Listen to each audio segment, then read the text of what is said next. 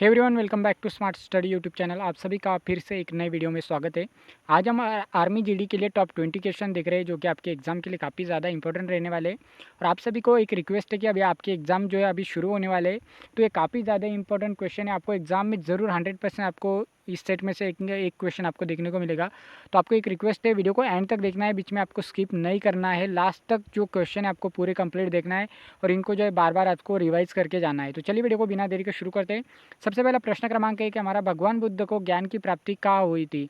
तो जो भगवान बुद्ध को ज्ञान की प्राप्ति हुई थी वो कहाँ पर हुई थी? सारनाथ में हुई थी, बोध गया में हुई थी, लुम्बिनी में हुई थी, या फिर कुशीनगर में हुई थी। तो भगवान बुद्ध को जो ज्ञान की प्राप्ति है वो बोध गया में हुई थी, और ये बोध गया जो है बिहार में स्थित है। ठीक है, तो बोध गया यहाँ पर हमारा बिल्कुल राइट आंसर हो जाएगा, ऑप्शन नंबर बी। प्रश्न क्रमांक 2 है हमारा, बिहू बिहू किस राज्य का जो है प्रसिद्ध त्यौहार है। तो बिहू जो है किस राज्य का प्रसिद्ध त्यौहार है, आपसे पूछा गया है। असम का है, उड़ीसा का है, बिहार का है, या फिर पंजाब का है। तो बिहू जो है किस राज्य का प्रसिद्ध त्यौहार है, आपसे पूछा गया है। तो बिहू जो है उड़ीसा का नहीं है, बिहार का नहीं है, पंजाब का नहीं है, ये जो है असम का यहाँ पर बिल्कुल राइट आंसर हो जाएगा। असम का जो है यहाँ पर बिहू त्यौहार है। ठीक है, उसके बाद में प्रश्न क्रमांक 3 हमारा, भारत का प्रथम गवर्नर जनरल कौन था। तो भारत का जो प्रथम गवर्नर जनरल था वो कौन था, ये आपसे पूछा गया है। लॉर्ड कैनिंग है, लॉर्ड माउंटबेटन है, विलियम बेंटिक है, या फिर वारेन हेस्टिंग्स है। तो कौन यहाँ पर भारत का प्रथम गवर्नर जनरल रहा है? तो विलियम बेंटिक जो है हमारा बिल्कुल राइट आंसर हो जाएगा, option number C. William Bentinck जो है हमारा राइट आंसर है, विलियम बेंटिक। प्रश्न क्रमांक 4 है हमारा, जालियांवाला बाग हत्याकांड कब और कहाँ हुआ था। तो जो जालियांवाला बाग हत्याकांड है वो कहाँ पर हुआ था और ये किस शासनकाल में हुआ था। तो 1919 में अमृतसर में हुआ था, या फिर 1922 में चौरा चौरी में हुआ था, 1920 लाहौर में, या 1917 चंपारण में। तो 1919 अमृतसर जो है ये पंजाब में हुआ था, अमृतसर पंजाब में जो है 1919 में जालियांवाला बाग हत्याकांड हुआ था। प्रश्न क्रमांक 5 है हमारा, भारत के मध्य में से कौन सी रेखा गुजरती है। तो भारत के मध्य में से एक रेखा गुजरती है, जिसे हम क्या कहते हैं? भूमध्य रेखा कहते हैं, मकर रेखा कहते हैं, कर्क रेखा कहते हैं, या फिर ग्रीनविच रेखा कहते हैं। तो जो भारत के मध्य में से गुजरती है उसे हम कर्क रेखा कहते हैं।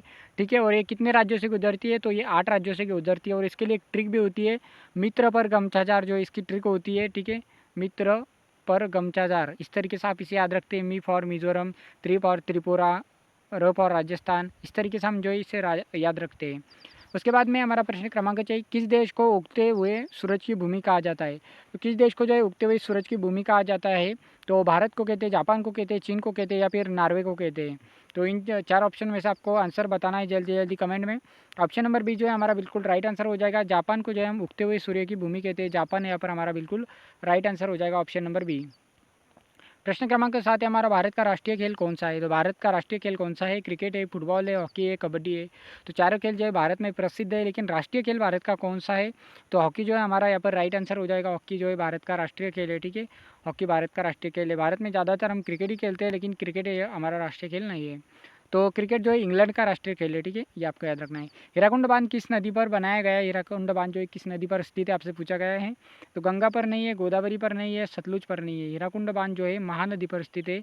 तो महानदी जो है इसका बिल्कुल राइट आंसर हो जाएगा। हीराकुंड बांध जो है महानदी पर स्थित है। प्रश्न क्रमांक 9 हमारा, भारतीय संविधान का जनक किसे कहा जाता है। तो भारतीय संविधान के जनक जो है डॉक्टर राजेंद्र प्रसाद है, डॉक्टर बी आर अम्बेडकर है, पंडित जवाहरलाल नेहरू है, या महात्मा गांधी है। तो भारतीय संविधान के जनक यानी भारतीय संविधान के निर्माता जो है हमारे डॉक्टर बाबा साहेब अम्बेडकर है, जो कि ऑप्शन नंबर बी हमारा बिल्कुल राइट आंसर हो जाएगा। बी आर अम्बेडकर हम इसे कहते हैं। प्रश्न क्रमांक 10 है हमारा, थल सेना दिवस जिसे हम आर्मी डे कहते हैं वो कब मनाया जाता है। तो जो थल सेना दिवस है हम कब मनाते हैं? 15 जनवरी को, 8 अक्टूबर को, 4 दिसंबर को, या फिर 26 जनवरी को। तो आर्मी डे जो है हम 15 जनवरी को मनाते हैं, यानी ऑप्शन नंबर ए जो है हमारा बिल्कुल राइट आंसर हो जाएगा। 15 जनवरी को हम army day, Indian army day मनाते हैं। प्रश्न क्रमांक है 11 हमारा, मानव शरीर का सामान्य तापमान कितना होता है। जो मनुष्य का शरीर है उसमें हम कितना तापमान जो है होता है, तो कितना डिग्री सेल्सियस होता है? 31, 37, 40, या 98.6। तो यहाँ पे देखिए मनुष्य का शरीर का जो तापमान है वो सामान्य जो है 37 डिग्री होता है, यानी ऑप्शन नंबर बी जो हमारा बिल्कुल राइट आंसर हो जाएगा। प्रश्न क्रमांक है हमारा 12, पौधों में हरा रंग किसके कारण होता है। तो जो पौधे उनमें हरा रंग होता है वो किसके कारण होता है? तो मनुष्य में जो खून होता है उसे हम हीमोग्लोबिन भी कहते हैं। ठीक है, तो क्लोरीन के कारण, जाइलम के कारण, या कैरोटीन के कारण। तो कौन सा ऑप्शन हमारा यहाँ पर राइट हो जाएगा? तो क्लोरोफिल जो है इसका राइट आंसर हो जाएगा, ऑप्शन नंबर बी।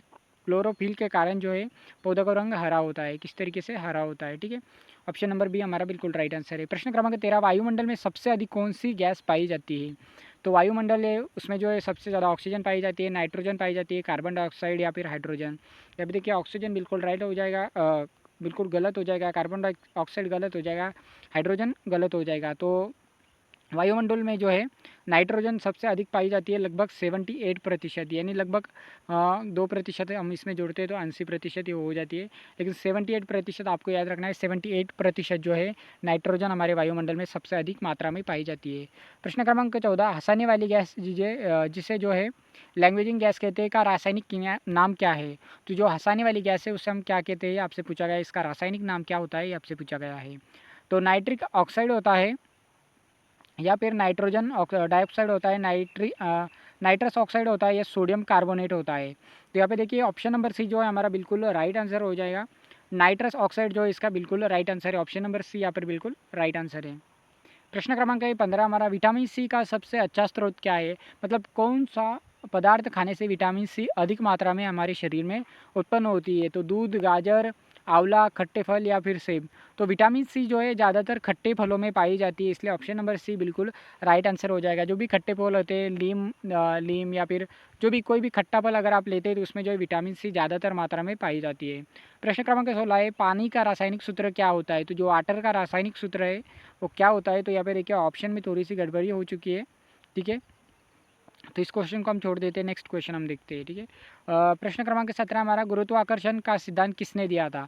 तो जो गुरुत्वाकर्षण का सिद्धांत दिया था वो किसने दिया था? अल्बर्ट आइंस्टीन ने, आइजक न्यूटन ने, गैलीलियो ने या थॉमस एडिसन ने।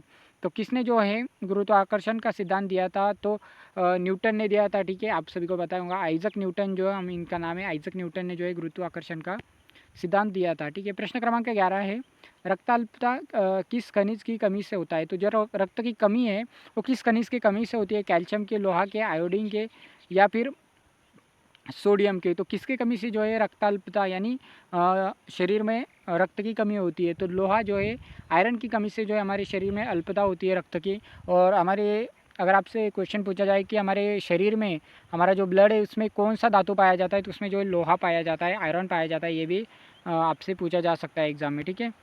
प्रश्न क्रमांक 19 हमारा, ध्वनि की तीव्रता किस में मापी जाती है? तो जो ध्वनि होती है उसका हम किस में मापते हैं? हर्ट्ज में मापते हैं, डेसिबल में मापते हैं, वाट में मापते हैं या फिर जूल में मापते हैं?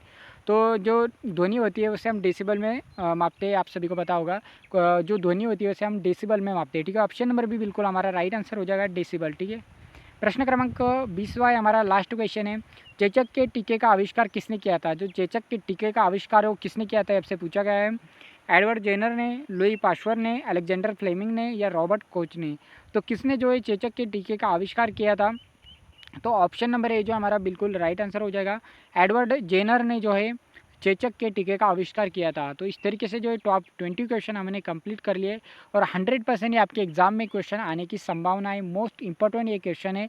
आप सभी को इस क्लास को अगर आपको समझ में नहीं आया तो फिर से आपको रिपीट करना है 1-2 बार, जिससे आपको ये सारे शब्द जो है, सारे क्वेश्चन आपको याद हो जाए और आपका एग्जाम में जो है अच्छा स्कोर रहे। तो चलिए, आपको एग्जाम के लिए बेस्ट ऑफ लक। चलिए मिलते हैं नेक्स्ट वीडियो में, तब तक के लिए जय हिंद, वंदे मातरम।